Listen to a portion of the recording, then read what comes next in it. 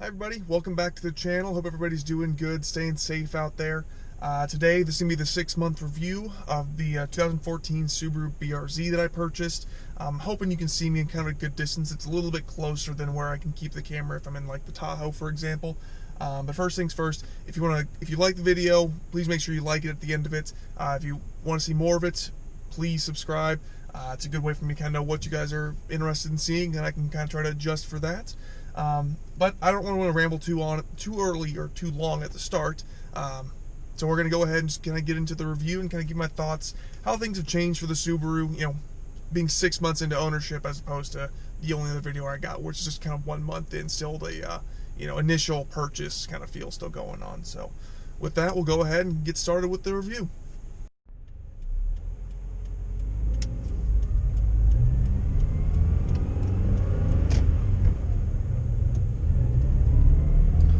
Okay, so kind of what I want to do with this little review is kind of give you more or less what's become more annoying, what's become less annoying, and any other changes that have come up in, the last 6 months or so with owning this car. Ultimately, nothing's really surprised me. I haven't had any big shocks show up with this.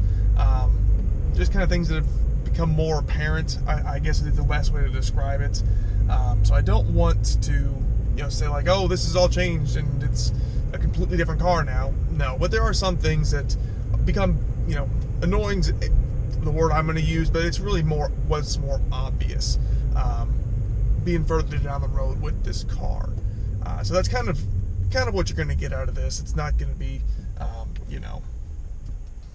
the end-all be-all people reviewing these cars. If you should buy one, if you shouldn't. It'll give you a little bit more of an insight into if you could live with one, I guess is the best way to kind of go through it.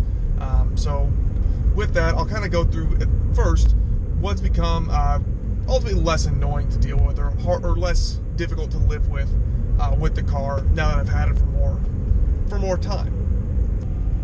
So one thing that's become less annoying, and more so just kind of a mindset thing for me, has just been that you have to rev the car out a little bit more just through normal driving. I was coming out of a Tahoe as far as my daily driver prior to this, where you have a lot more torque available on hand at any given time, especially low RPMs if you're doing city driving.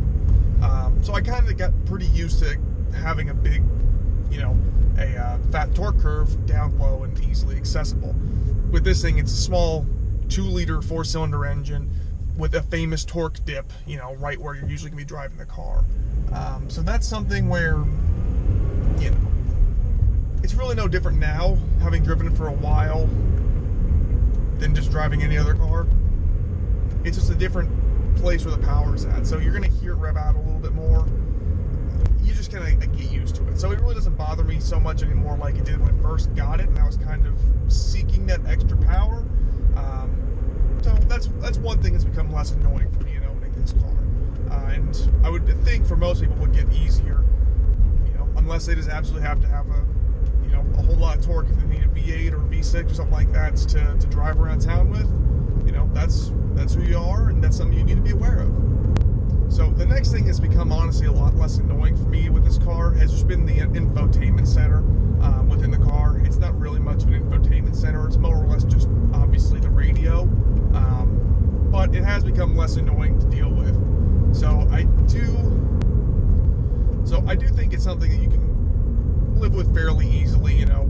Kind of what I've found to be the best way to navigate using it is just kind of to give it a little bit longer than you'd give your modern equipment nowadays, as far as like your cell phone or newer vehicle infotainment centers, just because this one's a little bit slower, a little bit clunkier to respond.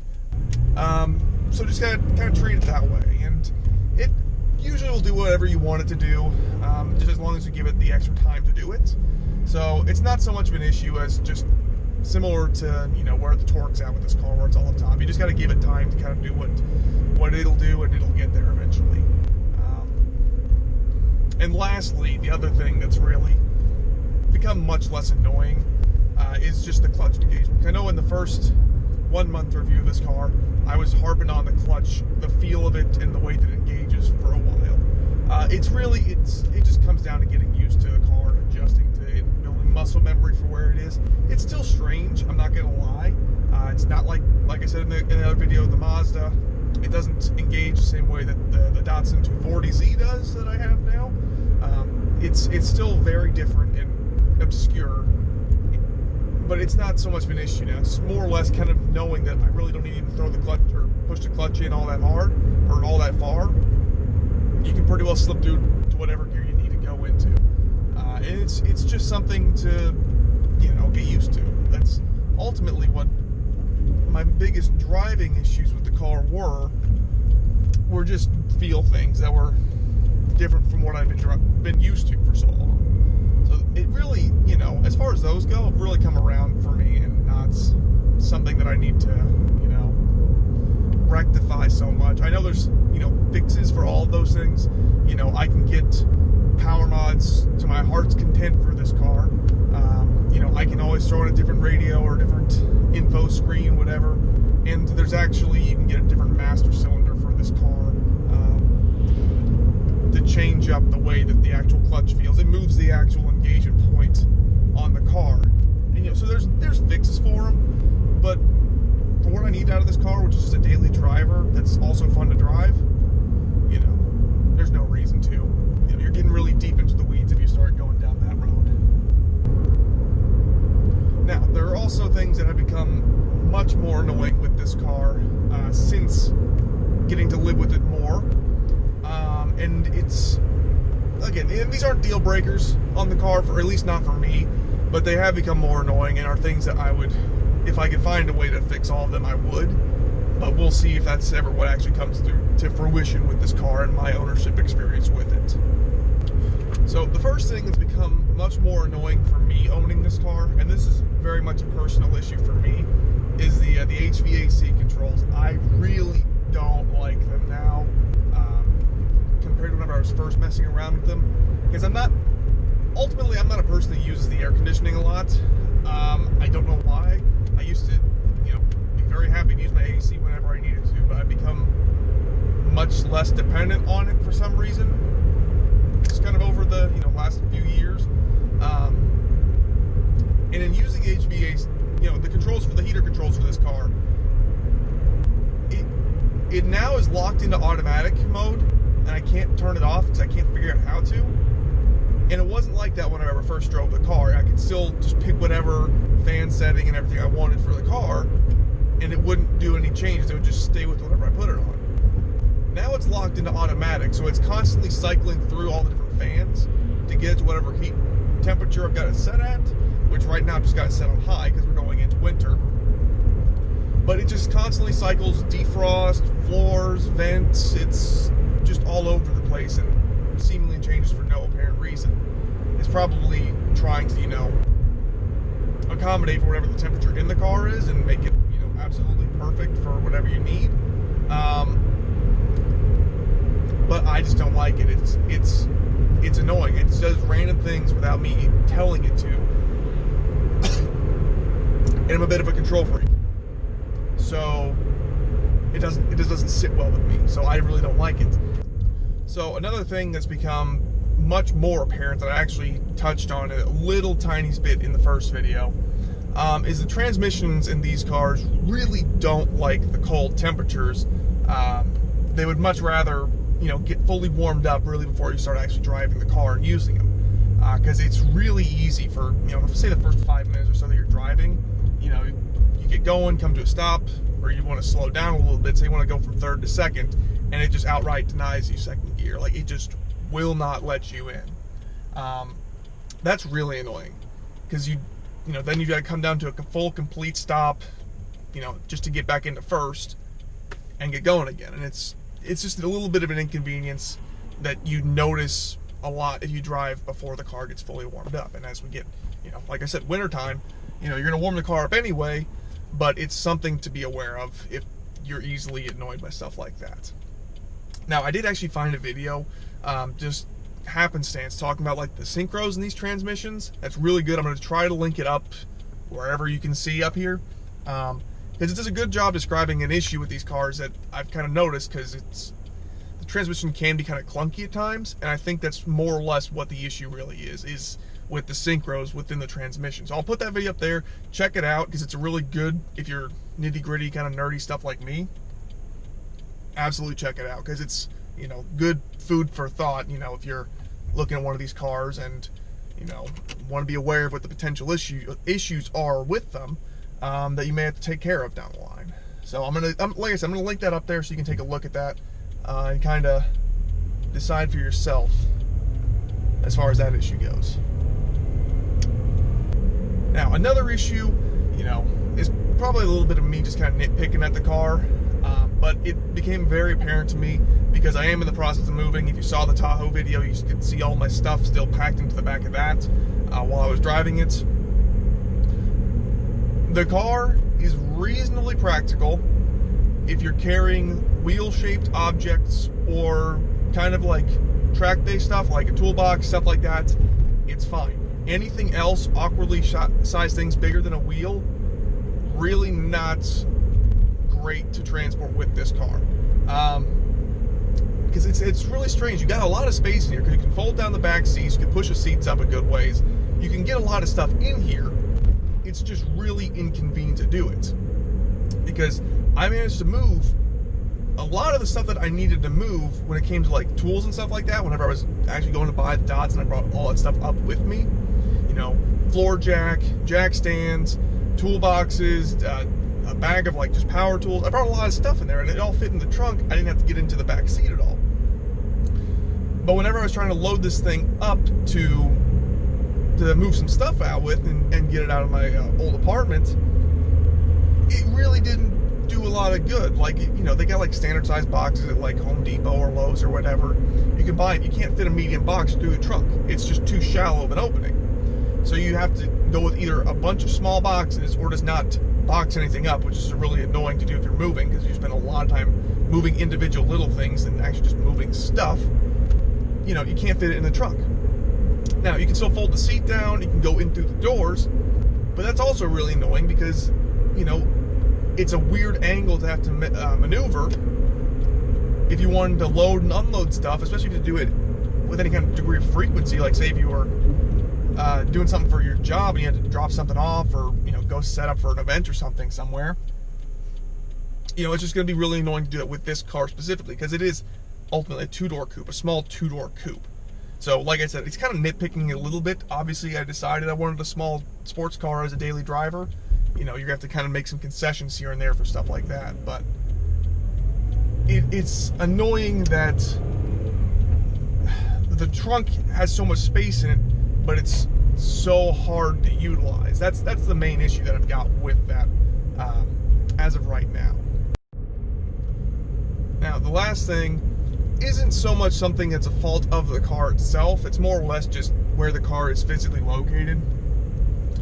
I'm moving to an area that's a lot snowier than where I currently live. Not by a lot, but they get a lot more snow drifts that I'm going to have to deal with.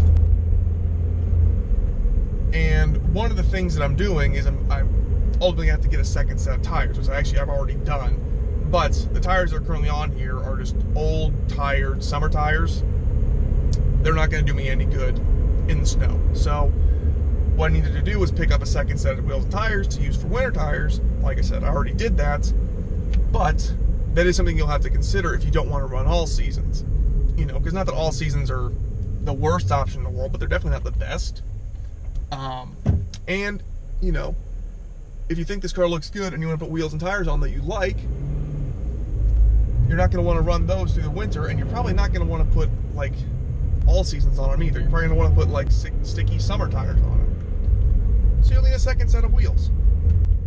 Yeah, not really an issue with the car, but it is something that you're probably going to have to deal with, especially if you want to modify yours. You know, if this is your only car, it's also your project and all that stuff, you're definitely going to need two sets of wheels. But if you're like me, where you're buying this as a daily, just to kind of drive literally every day, and not cost you much more money than it just to own it, having multiple sets of wheels and tires to lug around and have to, you know, manage is another cost. So it's something else to consider. So 6 months in, I've kind of picked up on a general feel of the car and what the car does best and what it doesn't really do all that well. I'm sure, you 6 months from now for a 1-year update, I'll probably have a couple other things that I've picked up on with the car that, could be useful information for somebody buying this as a used car.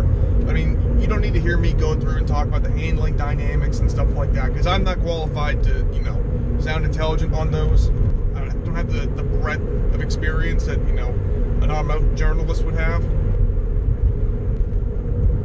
But what I do have is just kind of a general, where the car has done best for me, where I've enjoyed it the most. And I think really to get the most amount of fun out of this car for your dollar of owning it, sorry if it's a bit of road noise, it's like concrete's really noisy right here.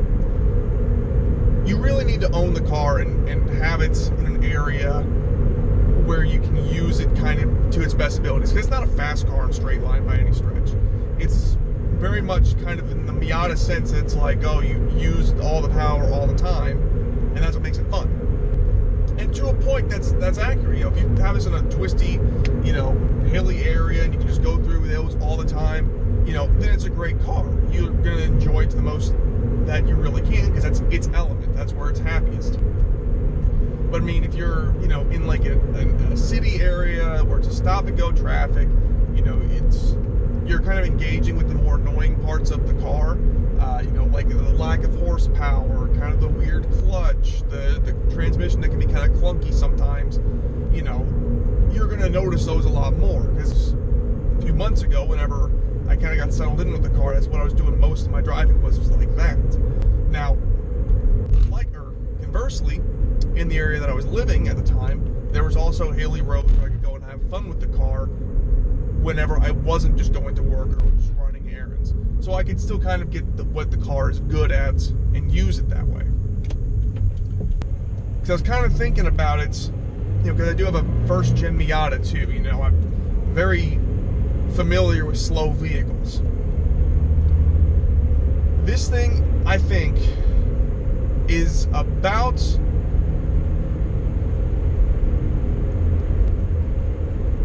It's too fast to be fun the same way like a first-gen Miata is, where you literally can just be in the car the entire time you're driving it.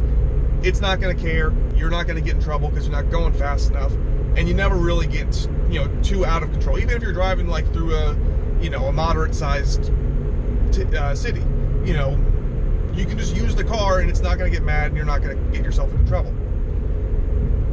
This, because it's got, twice the horsepower, and it still isn't a lot, but it's got enough in it that you can get into trouble, if you're bringing it the same way you would a Miata. You can get into trouble with it, in a city area or something like that. But it's not rewarding to do so, because you have to push through the, the torque dip, the lack of power to get there, and kind of the little annoying things, compounded by the fact that it's just bigger than a Miata, so you can't kind of just like weave in and out of places, without a care in the world. You got to be a little bit more aware of your surroundings. So it's, I kind of feel like it's kind of the least fun way to drive a Miata, basically, if that makes any sense. Hey, it's Cameron from the future here. I just wanted to clarify a little bit of what I'm trying to describe here. What I'm really trying to say is kind of what Matt Farah describes as slow car fast versus fast car slow. The Miata is very much a slow car fast kind of vehicle. You always are going to just drive it hard and drive it fast, but you're never really going fast because it's a slow car.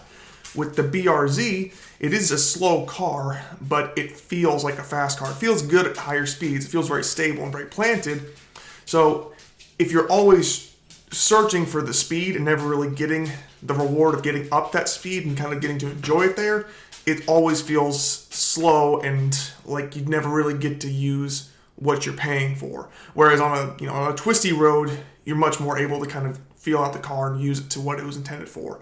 Versus like a back road where, a Mustang is going to be able to get up to speed and give you more of that experience more often. That's what I'm trying to say here. So back to the video.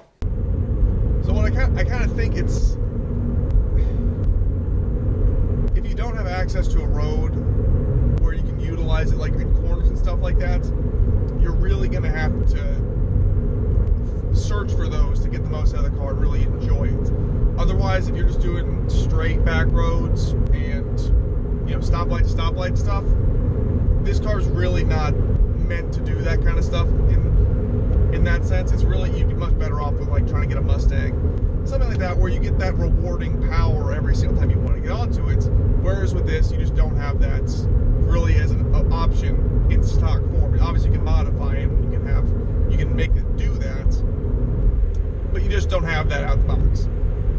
So, again, not a bad car. I do truly enjoy driving it, and I like owning it. It's been a good car to me so far, but it's really not good at what I'm doing right now when I'm home, because the roads around here are predominantly just straight back roads and slow city stuff. So engage with, and